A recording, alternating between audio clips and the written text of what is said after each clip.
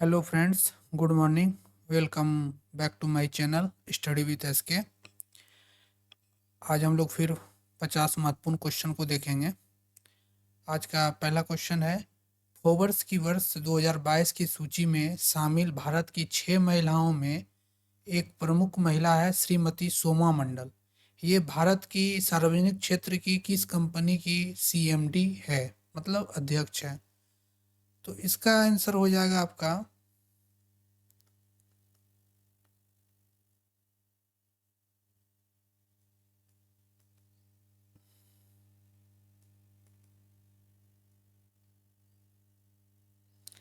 इसके सही आंसर हो जाएगा क्या, सेल। ये फोर्ब्स की महिलाओं की सर्व शक्तिशाली महिलाओं की जो सूची है, इसमें विश्व में पहला नंबर पे कौन है? ठीक है, पहला नंबर, विश्व की पहला नंबर की बात करें तो यूरोपियन यूरोपियन कमीशन कमीशन की प्रेसिडेंट है, क्या नाम है? Ursula Ursula von der Leyen. ठीक है। और सेल की बात करें तो सेल की स्थापना कब हुई थी? 1954 ईस्वी में। ठीक है, इसकी हेडक्वार्टर कहाँ है? न्यू दिल्ली। ठीक है। और भारत की बात करें तो भारत में मतलब कि शक्तिशाली महिला कौन है? उसका नाम है निर्मला सीता रमन। ठीक है, भारत की बात करें तो। और से ये अगला क्वेश्चन, दिसंबर 2022 को बंगाल की खाड़ी में उठे चक्रवात मैंडोस ने निम्नलिखित में किस राज्य को सर्वाधिक प्रभावित किया? तो ये कौन है? तमिलनाडु है। ठीक है। फीफा विश्व कप 2022 का फाइनल मैच निम्नलिखित में किन दो टीमों के बीच खेला गया था? तो ये खेला गया अर्जेंटीना और फ्रांस में। जीता कौन? अर्जेंटीना ने। ठीक है। तो फीफा की बात करें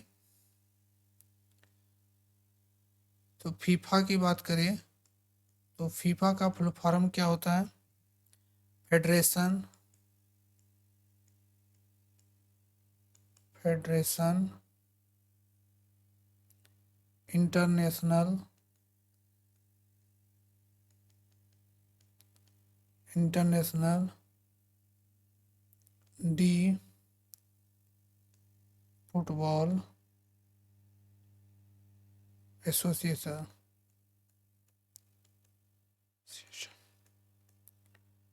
ठीक है। 2022 का आयोजन कहाँ हुआ था? 2022 का आयोजन कहाँ हुआ था? कतर में। ठीक है। जीता कौन? अर्जेंटीना जीता। हारा कौन? फ्रांस जीता। ठीक है। और ये प्रत्येक 4 वर्ष में आयोजित किया जाता है। फर्स्ट फीफा वर्ल्ड कप कहाँ हुआ था? 1930 में। कहाँ पे? उरुग्वे। उरुग्वे। जीता भी कौन था? उरुग्वे जीता था। इसका प्रमुख पुरस्कार कौन कौन सा है? एक है गोल्डन बूट। ठीक है, गोल्डन बूट, जिसे दिया गया एमबप्पी को 2022 में, फ्रांस का था। और गोल्डन ग्लव मिला किसको? एमिलियानो एमिलियानो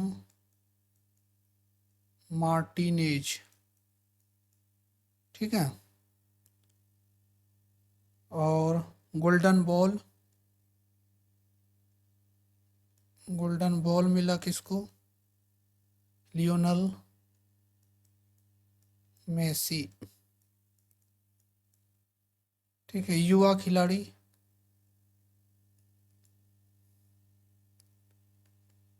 खिलाड़ी का पुरस्कार किसको मिला? एंजो फर्नांडीज को। और फेयर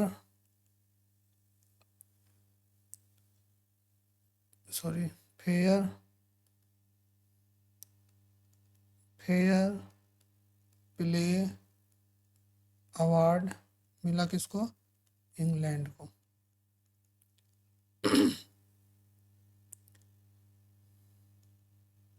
भारत ऑस्ट्रेलिया मुक्त व्यापार समझौता किस दिनांक से प्रभावित हो गया? 29 दिसंबर 2022 से। लागू हुआ था कितना? 2 अप्रैल 2022 को प्रभावी हो गया 29 दिसंबर 2022 से। ठीक है। निम्नलिखित में किस संस्था द्वारा नमामि गंगे के विश्व शीर्ष 10 उद्धार फ्लैगशिप कार्यक्रम में शामिल किया गया? तो ये पर्यावरण से संबंधित है, तो UNEP, ठीक है, जो संयुक्त राष्ट्र संघ का प्रमुख संस्था है। तो इसका आंसर हो जाएगा संयुक्त राष्ट्र संघ। भारत में सुशासन दिवस कब मनाया जाता है? 25 दिसंबर। अटल बिहारी वाजपेयी के जन्म दिवस पर,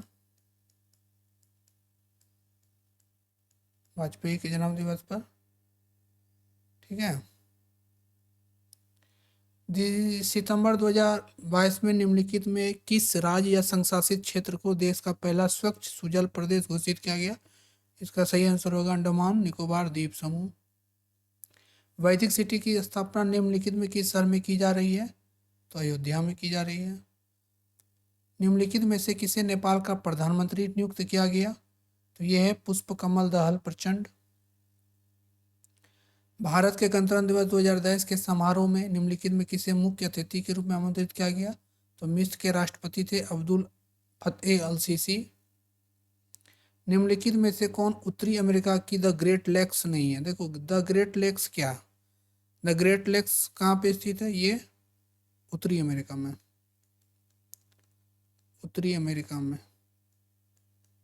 ठीक है। इसमें 5 प्रमुख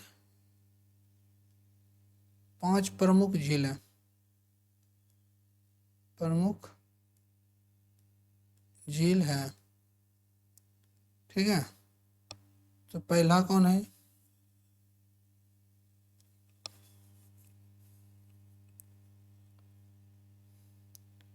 देखिए, पहला तो एक सुपीरियर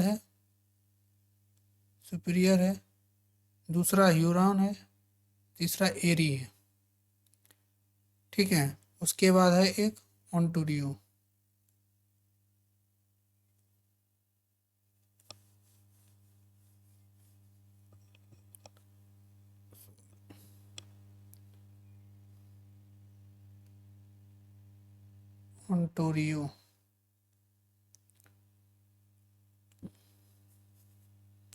ठीक है।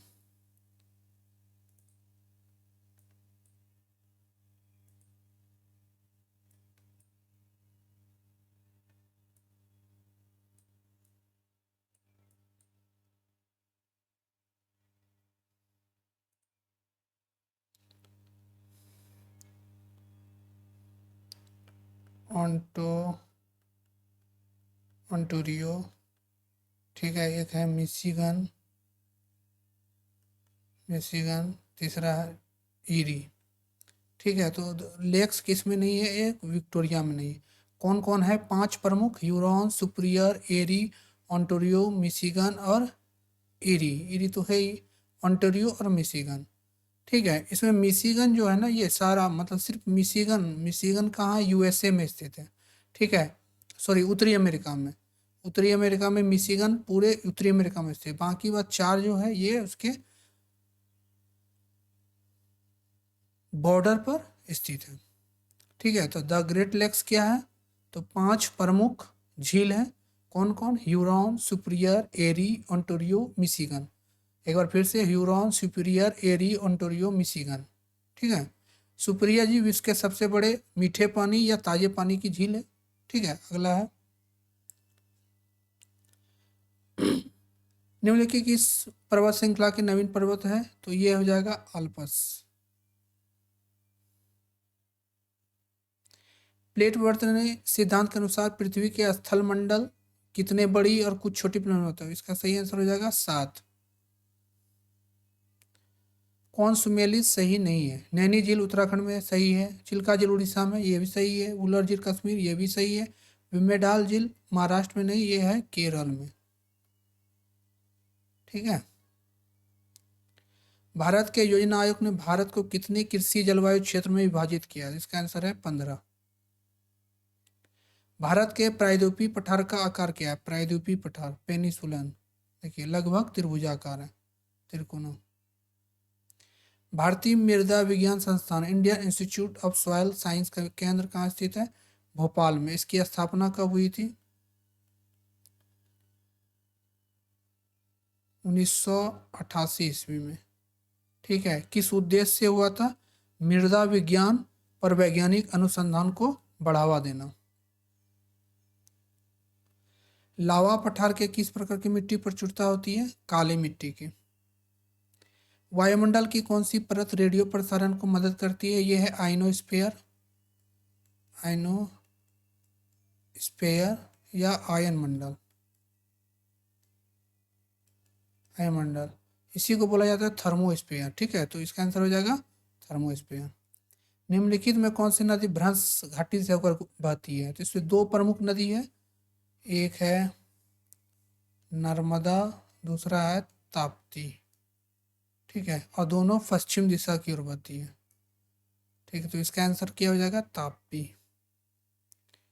भारतीय संविधान का कौन सा अनुच्छेद सिक्किम राज्य के संबंध में विशेष प्रावधान संबंधित है? ये हो जाएगा 371 का अनुच्छेद 371 विशेष राज्य का दर्जा देता है। निम्नलिखित में कौन सा मानदंड भारत के उपराष्ट्रपति के में निर्वाचित होने के लिए पात्रता सही नहीं है?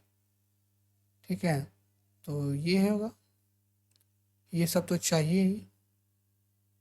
ठीक है, वह केंद्र सरकार, राज्य सरकार कोई अधीनस्थ स्थानीय प्राधिकरण के अधीन किसी लाभ के पद पर ना हो, भारत के नागरिक होना चाहिए, 35 वर्ष की आयु पूरी, ये सारा चाहिए, ये जरूरी नहीं है। कि स्वतंत्रता को लोकतंत्र की पहचान माना जाता है? तो भाषण और अभिव्यक्ति की स्वतंत्रता। सर्वोच्च न्यायालय का निम्नलिखित में कौन सा क्षेत्राधिकार इसे केंद्र और राज्य के बीच राज्यों के मध्य विवादों को निपटाने के लिए अनुमोदित? तो मूल क्षेत्राधिकार। ठीक है, जो अनुच्छेद 131 रिलेटेड है। निम्नलिखित में कौन सा विकल्प उच्च न्यायालय के क्षेत्राधिकार के संदर्भ में सही नहीं है? ठीक है, तो ये तो आता है, ये भी आता है, ये भी आता है, ये बी नंबर।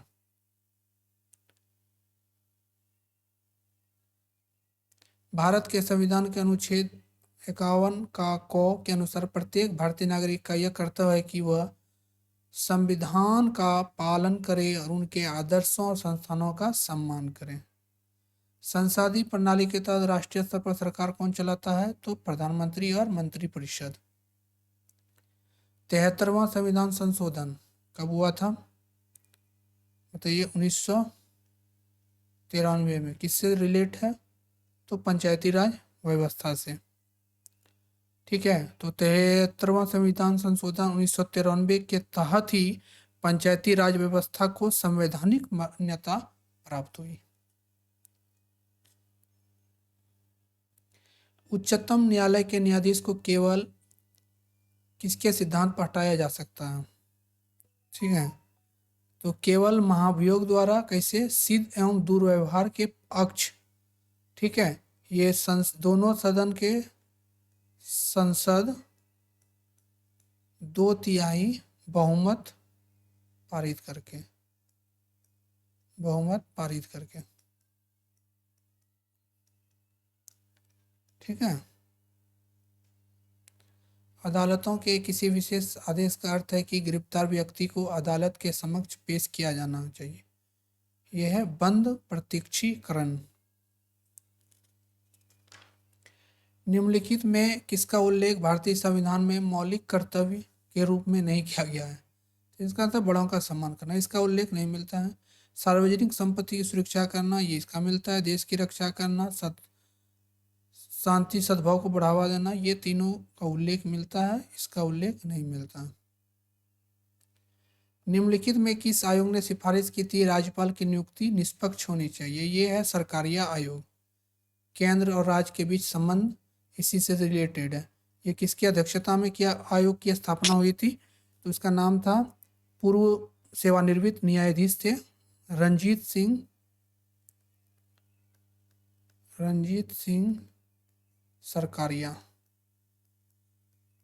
ठीक है, इसी की अध्यक्षता में सरकारिया आयोग की स्थापना किया गया था। ठीक है, अगला क्वेश्चन है, भारत में पहली जनगणना किस वर्ष हुई थी? तो सबसे पहली जनगणना हुई थी 1872 में।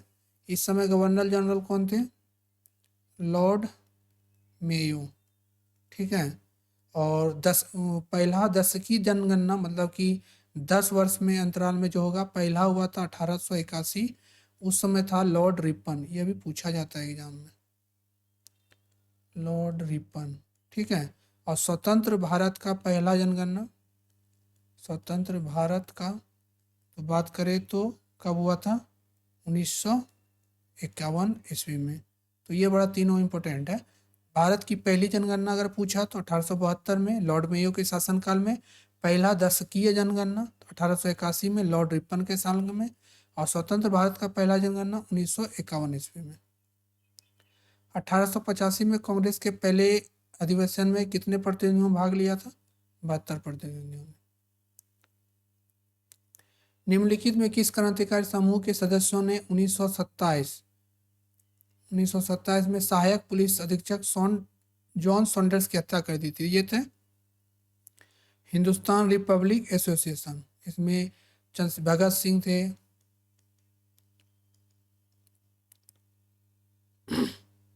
उसके बाद चंद्रशेखर आजाद थे,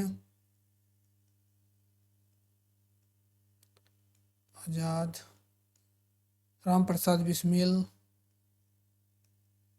ठीक है, तो ये हो जाएगा हिंदुस्तान रिपब्लिक एसोसिएशन। 1924 में इसकी स्थापना हुई थी। उस स्वतंत्रता सेनानी की पहचान करे जो बचपन में स्कूल जाने से नफरत करता था और उसे दम घुटने में दम मन करे बताया। तो ये थे ज्योतिबा फूले। ठीक है, सत्यशोधक समाज की स्थापना 1873 में इसी ने की थी, ज्योतिबा फूले।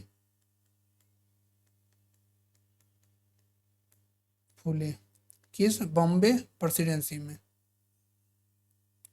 किस विधेयक में प्रावधान किया कि भारतीय न्यायाधीश भी ब्रिटिश या यूरोपीय व्यक्तियों पर मुकदमा चला सकते हैं? इसका सही आंसर हो जाएगा इल्बर्ट बिल।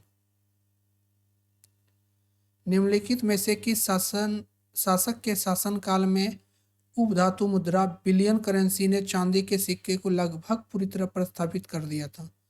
तो उसके शासनकाल में चांदी के सिक्के की कमी आ गई थी। इसका सही आंसर है फिरोज शाह तुगलक, FST। ठीक है, भारत में सिंचाई नहर का देन इसी को भी बोला जाता है। इसका दिल्ली सल्तनत का काल कितना था? 1351 से 1388 तक। निम्नलिखित में किसने मुगल सम्राट हुमायूं को चौसा में हराया था? तो चौसा का युद्ध कब हुआ था? 1539 में। किसके किसके बीच? हुमायूं और शेरशाह सूरी के बीच। इसी का उपनाम है शेर खान। ठीक है, सही आंसर हो जाएगा शेर खान।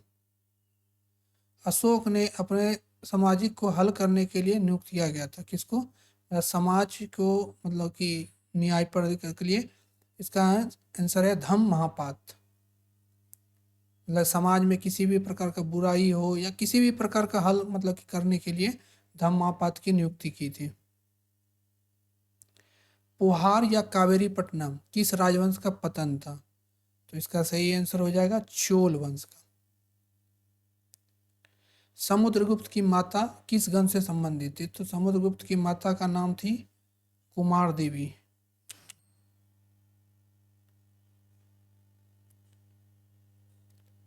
कुमार देवी जो लिच्छवी गण से संबंधित थी। कण्व वंश के संस्थापक कौन थे? वासुदेव। निम्नलिखित कौन सा कथन संगम साहित्य के संदर्भ में सही है? इन ग्रंथों को कवियों के सम्मेलन में रचा और संकलित किया जाता था। एकदम सही है। संगम साहित्य को मदुरै शहर में आयोजित किया गया कवियों के सम्मेलन में संकलित किया गया था, ये भी सही है। तो इसका आंसर हो जाएगा बी, 1 और 2। फर्मों द्वारा उत्पादित वस्तुओं और सेवाओं के कुल मूल्य के मापने वाले जीडीपी के आकलन विधि को क्या बोला जाता है? उत्पाद विधि। निम्नलिखित में कौन सा एक पूंजीगत व्यय नहीं है? सब्सिडी भुगतान। सब्सिडी भुगतान एक पूंजीगत व्यय नहीं है। पेंशन देना ये भी पूंजीगत व्यय नहीं है। किस प्रकार का बेरोजगारी व्यापार चक्र में आर्थिक गतिविधियों में बदलाव के साथ होती है? तो कभी भी बेरोजगारी जो व्यापार होता है ये चक्रीय होता है, उतार चढ़ाव के साथ होता है। तो इसका आंसर हो जाएगा चक्रीय। 1955 में ग्राम और लघु उद्योग के लिए गठित समिति का नाम क्या था? करवे समिति। निम्नलिखित कौन सी राष्ट्रीय आय को मापने की विधि नहीं है? तो ये मध्यवर्ती माल विधि। ये है, ये है, ये है। Thank you. अगर वीडियो अच्छा लगे, इस प्रकार का वीडियो और चाहते हैं डेली, तो थोड़ा लाइक सब्सक्राइब जरूर कर दें, ठीक है, और अपने दोस्तों के साथ शेयर कर दें। धन्यवाद।